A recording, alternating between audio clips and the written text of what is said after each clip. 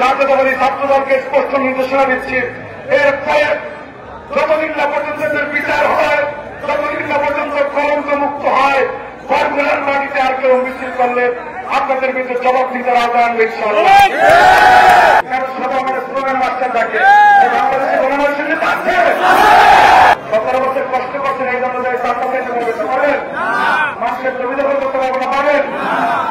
সুতরাং তারেক রহমানের কর্মীরা এগুলি করতে পারে না।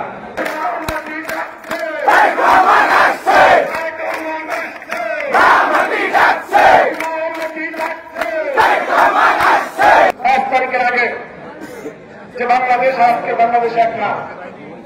আমরা অনেক কষ্ট করেছি, এই কথাটা খুব গুরুত্বপূর্ণ। প্লিজ, আচ্ছা, আমাদের কারো বাবার যদি ডায়াবেটিক্স হয়, ঠিক আছে, এখন আজ ছেলে রিক্সা চালায়, কারোর বাবার খাওয়ায় বা ডায়াবেটিক্স, রিক্সা চালায় খাইতে কষ্ট লাগে না ভাই?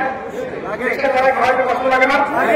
আমি ওই লোক সারাদিন করে যায় কি বাসায় আপনারা বলছেন আপনার মিষ্টি খাইবেন না, কিন্তু ওনার কথা না শুনলে আপনার মিষ্টি খাইছে। এখন আপনারা শাসন করতে গিয়ে কি গায়ে হাত দেওয়া যাবে? গায়ে হাত দেওয়া যাবে? শাসন করতে ঠিকই আছে, কারণ মিষ্টি খাইলে আপনার অসুস্থ মরেও যেতে পারে, কিন্তু শাসন বা রিকোয়েস্ট বা এগুলি করতে গেলে গায়ে হাত দেওয়া যাবে হবে। আপনি 17 বছর কষ্ট করছেন, পরিশ্রম করছেন, মামলা হামলা তেল চুন খাইছেন, এই জন্য তো মানুষের ক্ষতি করা লাইসেন্স আপনার দেওয়া হয় না, বুঝলে?